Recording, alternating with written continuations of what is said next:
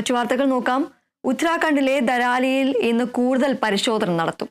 റഡാറുകൾ എത്തിച്ചും thermal scanning ക്യാമറകൾ ഉപയോഗിച്ചും പരിശോധന നടത്തും. ഇതുവരെ പ്രദേശത്ത് നിന്നും 566 പേരെ ഒഴിപ്പിച്ചു.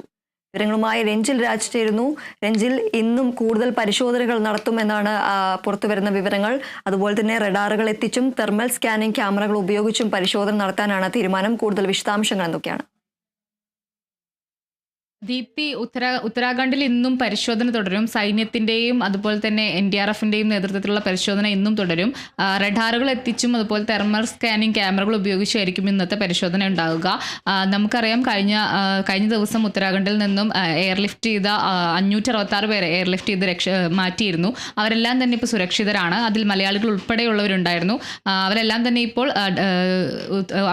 ഇപ്പോൾ ഡെറാഡൂണിലാണ് അവരെ മാറ്റിയിരിക്കുന്നത്. അവരെല്ലാം തന്നെ സുരക്ഷിതരാണ്. എന്തായാലും ഉത്തരാഖണ്ഡിൽ കുടുങ്ങിയ മലയാളികളെ 3 ദിവസത്തിനകം തന്നെ നാട്ടിലെത്തിക്കുമെന്നാണ് ഇപ്പോൾ നമുക്കറിയാൻ സാധിക്കുന്നത്. മറ്റുള്ളവരെ ഡെറാഡൂണിൽ തന്നെ പാർപ്പിക്കും. നിലവിൽ അവിടെ നിന്നും മാറ്റേണ്ട കാര്യം ഒന്നും തന്നെ തീരുമാനമായിട്ടില്ല. എന്തായാലും ഇന്ന് പ്രദേശത്ത് വീണ്ടും പരിശോധനയുണ്ട്. കഴിഞ്ഞ ഒരു ദിവസങ്ങളൊക്കെ തന്നെ പരിശോധന നടത്തിയതിൽ നിന്നും 566 പേരെയാണ് മാറ്റി പാർപ്പിച്ചിരിക്കുന്നത്. ബാക്കിയുള്ളവരുടെ കാര്യത്തിൽ എന്തായെന്ന് തീരുമാനമായിട്ടില്ല. എന്തായാലും ഈ ഒരു മിന്നൽ പ്രളയത്തിൽ 6 പേരുടെയാണ് ജീവൻ നഷ്ടമായിരിക്കുന്നത്. ഇനിയും നിരവധി പേർ കുടുങ്ങിക്കിടക്കുന്നുണ്ട്. നിരവധി പേർ അവശിഷ്ടങ്ങൾക്കിടയിൽ കുടുങ്ങിക്കിടക്കുന്നുണ്ട്. അവരെല്ലാം തന്നെ രക്ഷപ്പെടുത്തേണ്ടതുണ്ട്, അല്ലെങ്കിൽ അത്തരത്തിൽ ആളുകളെ കണ്ടെത്തേണ്ടതുണ്ട്. അപ്പോൾ അതിനുവേണ്ട എല്ലാ കാര്യങ്ങളും എന്നും തുടരും. എന്തായാലും ഈ ഒരു മിന്നൽ പ്രളയത്തിൽ നമുക്കറിയാം, ആ ഒരു പ്രദേശം മൊത്തം തന്നെ തുടച്ചു നീക്കുന്ന ഒരു സാഹചര്യം ഉണ്ടായിരുന്നു. ആ ഒരു പ്രദേശത്ത് ഏകദേശം 60 അടിയോളം മണ്ണും ചെളിയും വന്ന് അടിഞ്ഞു കൂടിയിട്ടുണ്ട്. അതുകൊണ്ട് തന്നെയാണ് രക്ഷാപ്രവർത്തനം ഇത്തരത്തിൽ ദുഷ്കരമാകുന്നത്. അതുകൊണ്ട് തന്നെയാണ് റഡാർ പരിശോധനയ്ക്ക് ഇപ്പോൾ സൈന്യം മുതിരുന്നത്. എന്തായാലും റഡാർ പരിശോധനയിൽ കൂടുതൽ പേരെ കണ്ടെത്താനാകുമെന്നാണ് സൈന്യം പ്രതീക്ഷിക്കുന്നത്.